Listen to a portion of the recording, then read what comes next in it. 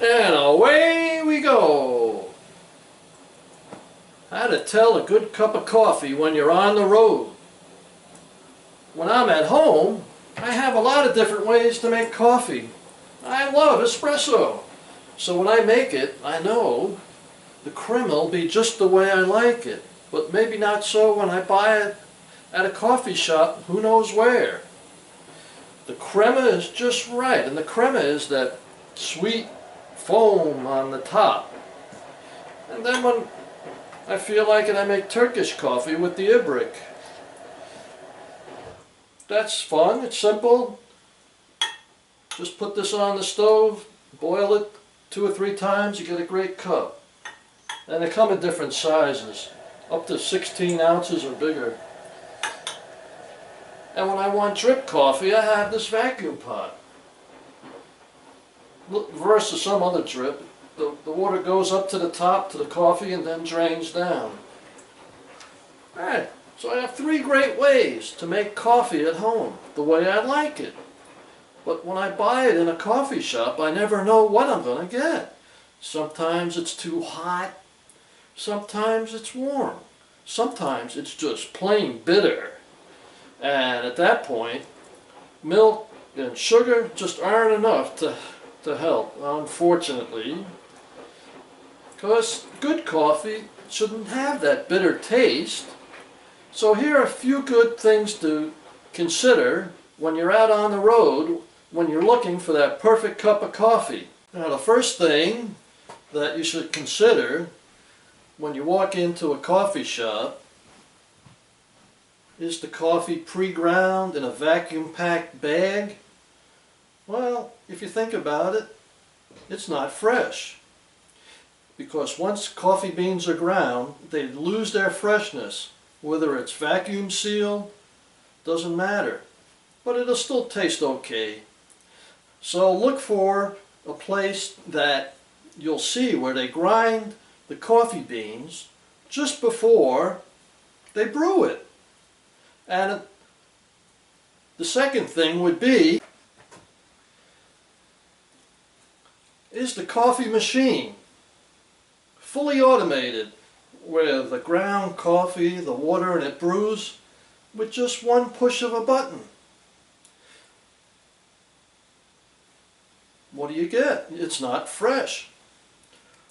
And generally a clean machine will give a great cup of fresh coffee, because once the coffee oils, whether it's all day or day after day after day, will give a bitter taste to the coffee as it brews. Not a good thing. And do not forget the water. It's important that the water that's used to brew your coffee is filtered. Because who wants chlorinated coffee? Once again, that'll affect the taste, not a good thing. So that's one thing to keep in mind. The water is the key component of making a very good, great tasting cup of coffee. Now I'm going to make some espresso, and I'll give you a few tips on what you should look for when you're in your favorite super duper espresso bar. First off, I just ground some fresh coffee beans, and once a week or so I'll run some pellets through the grinder to eliminate the coffee oils that would add a bitter taste to the beans. So I'm going to fill the portafilter. Don't mind my back.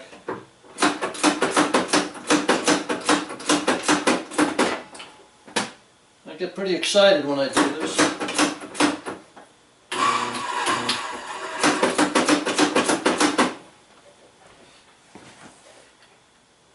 And next, just tamp it down a little bit. The experts say 30 pounds of pressure.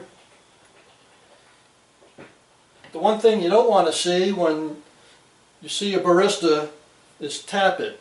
Because after I've tamped it, if I tap it, that would loosen the grounds. So I want the grounds to be tight.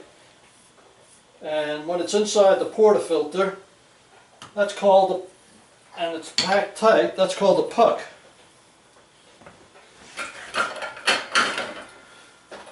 put it onto the head, and you'll see the crema as it flows through the portafilter. The key thing is to look for a lot of crema and 5 seconds or so before it starts to drip, and about 20 seconds for the whole process.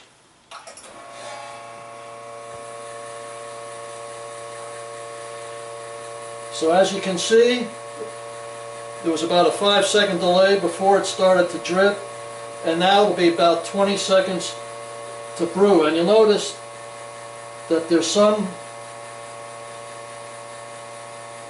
crema on the top and then coffee on the bottom.